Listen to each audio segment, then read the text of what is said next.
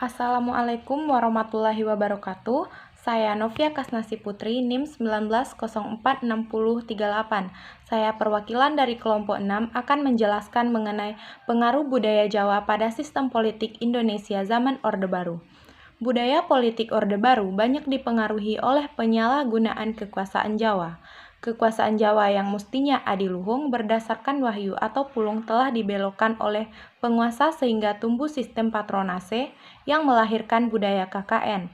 Hal ini terjadi dalam wawasan antropologi sastra karena ada pengaruh zaman Edan, yaitu sebuah era yang memungkinkan terjadinya kekacauan dan kebimbangan. Pelaku politik masa Orde Baru telah jatuh dan terjebak ke dalam zaman Edan yang berkepanjangan dari zaman Orde Baru sampai reformasi. Pejabat kita memang sangat membudayakan sungkan dan ewuh pakewuh. Budaya semacam ini telah meracuni Orde Baru dan reformasi, karena menurut norma, negara akan kehilangan wibawa, penguasa kehilangan etika, masyarakat kehilangan pranata, dan alam yang terus melahirkan bencana. Kegagalan ini berdampak pada sistem krisis segala hal yang berkepanjangan, khususnya krisis budaya dan kepercayaan. Krisis ini sulit didongkrak dan dikembalikan manakala masih terjadi pertikaian terus antar elit politik. Di Jawa, kekuasaan memiliki ciri-ciri, yaitu kekuasaan itu konkret, artinya kekuasaan itu adalah bentuk realitas seperti kekuasaan yang ada pada batu, kayu, api, dan sebagainya. Kekuasaan adalah daya yang merupakan kaitan paham animisme desa dengan paham panteisme metafisik perkotaan. Yang kedua, kekuasaan itu homogen, yaitu kekuasaan itu sama sumbernya. Dan yang ketiga, jumlah kekuasaan di alam semesta selalu tetap. Dalam pandangan ini dapat dilihat bagaimana konsep kekuasaan Jawa digunakan untuk tujuan-tujuan politik. Pemanfaatan konsep ini yang akan membentuk jaring budaya politik di negara kita sulit dilumpuhkan. Mengapa demikian? Karena Goethe juga menyatakan bahwa to be a mind is to be member of group. Sifat komunal seringkali menjadi penekanan yang sangat penting dalam suatu kebudayaan. Selanjutnya, saya akan menjelaskan mengenai dwifungsi ABRI.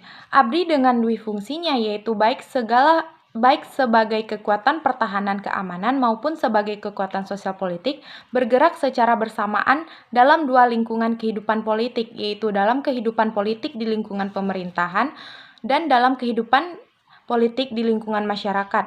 Namun dalam perjalanannya muncul pertanyaan bahwa masih dapatkah dwifungsi ABRI bermanfaat untuk menghadapi tantangan masa depan, di mana keadaan yang dihadapi sekarang jauh sekali berbeda dengan masa lalu.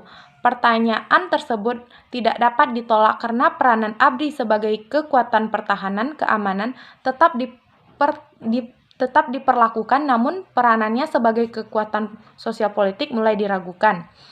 Selanjutnya, konsep dwifungsi ABRI erat hubungannya dengan kelahiran dan peran Angkatan Bersenjata Republik Indonesia selama masa revolusi fisik dari bulan Agustus sampai dengan Desember 1945. Perumusan konsep dwifungsi ABRI, Angkatan Bersenjata Indonesia dilatar belakangi oleh pengalaman pada masa revolusi fisik yang menghasilkan perkembangan budaya politik, partisipatoris sejauh menyangkut keterlibatan militer dalam politik. Letnan Jenderal Hasnan Habib dalam Bill Versing mengutarakan identifikasi sejumlah prinsip dwifungsi ABRI yang berbeda-beda sebagai berikut. Yang pertama, ABRI mempunyai fungsi pertahanan dan keamanan maupun fungsi sosial politik. Yang kedua, fungsi ABRI bukan suatu doktrin atau teori mengenai hubungan sipil militer sebagaimana dijalankan di Barat. Yang keempat, dwifungsi ABRI berhubungan erat dengan konsep ketahanan nasional. Dan yang kelima yaitu dwifungsi ABRI hanya dapat dilaksanakan dengan sikap setia pada norma-norma yang terdapat dalam Sabta Marga. Jadi, dapat dilihat bahwa dwifungsi ABRI mempunyai dua dimensi utama, yaitu dwifungsi adalah janji kesetiaan ABRI pada bangsa untuk menjaga kesejahteraan seluruh bangsa dalam segala aspeknya. Dwifungsi juga menuntut agar ABRI dilibatkan dalam segala hal, baik dalam bidang militer maupun non-militer. Konsep dui fungsi ABRI pada dasarnya dari rumusan Sumpah Prajurit dan Sabta Marga mengenai fungsi sosial politik, yaitu ABRI sebagai pejuang dan sekaligus sebagai prajurit, ABRI sebagai faktor integrasi atau kemanunggalan ABRI dengan rakyat, dan ABRI sebagai dinamisator dan stabilisator. Baiklah, itulah yang dapat saya sampaikan. Kurang lebih saya mohon maaf. Assalamualaikum warahmatullahi wabarakatuh. Assalamualaikum warahmatullahi wabarakatuh. Perkenalkan, nama saya Intan Fahira, NIM 19046088. Baiklah, di sini saya akan menjelaskan tentang kebijakan politik luar negeri pada masa Orde Baru dan juga kelebihan dan kekurangannya. Yang pertama itu kebijakan pada politik luar negeri pada masa Orde Baru. 1. Pelaksanaan politik luar negeri yang bebas aktif dilaksanakan secara konsekuen. 2. Indonesia berperan dalam melaksanakan ketertiban dunia. 3. Peranan Indonesia ikut serta dalam memecahkan persoalan-persoalan dunia. 4.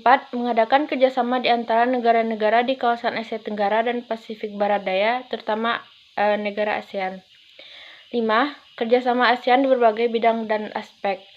6. Peranan Indonesia di dunia internasional dalam menggalang persahabatan dan perdamaian. 8. Kerjasama ekonomi di dunia internasional. 9. Setiap perkembangan dan kemungkinan gejolak dunia, baik politik maupun ekonomi, diikuti secara seksama dan mengambil langkah-langkah serta upaya apabila membahayakan kepentingan nasional. Selanjutnya itu kelebihan politik luar negeri pada masa Orde Baru. 1. Angka gross domestic produk Indonesia secara per kapita meningkat hingga lebih dari 100%. 2. Suksesnya program keluarga berencana yang mengedepankan slogan 2 anak cukup. 3. Kesuksesan program pemberantasan buta huruf yang dilakukan oleh masyarakat. 4. Sukses yang dicapai dalam bidang swasembada pangan sehingga kebutuhan pangan rakyat tercukupi. 5. Sukses pada perancangan program rencana pembangunan 5 tahun atau Repelita. 6. Berhasil menjaga situasi keamanan di dalam negeri dengan stabil. 7. Berhasil mensukseskan program nasional Gerakan Nasional Orang Tua Asuh. 8. Mensukseskan gerakan wajib belajar untuk seluruh rakyat yang masih usia pelajar. Selanjutnya itu kekurangan politik luar negeri pada masa Orde Baru. 1. Berkembangnya praktek korupsi. Yang kedua, pembangunan yang dilakukan di Indonesia ternyata tidak merata di setiap daerah. 3. Timbulnya pemberontakan di kalangan masyarakat. 4. Semakin meningkatnya kesenjangan sosial di masyarakat. 5. Terjadinya hak asasi manusia terhadap masyarakat kalangan non-pribumi. 6. Pengekangan kebebasan pers sebagai salah satu kebijakan bentuk politik pada masa Orde Baru. 7. Sistem birokrasi yang negatif semakin berkembang. 8. Sistem keamanan menggunakan kekerasan yang ditandai dengan peristiwa penembakan. 9. Kekayaan negara banyak dikuasai dan dieksploitasi oleh pihak swasta. 10. Kalangan tentara diikutsertakan untuk mengurusi politik negara. Mungkin hanya itu yang dapat saya sampaikan. Sekian. Assalamualaikum warahmatullahi wabarakatuh.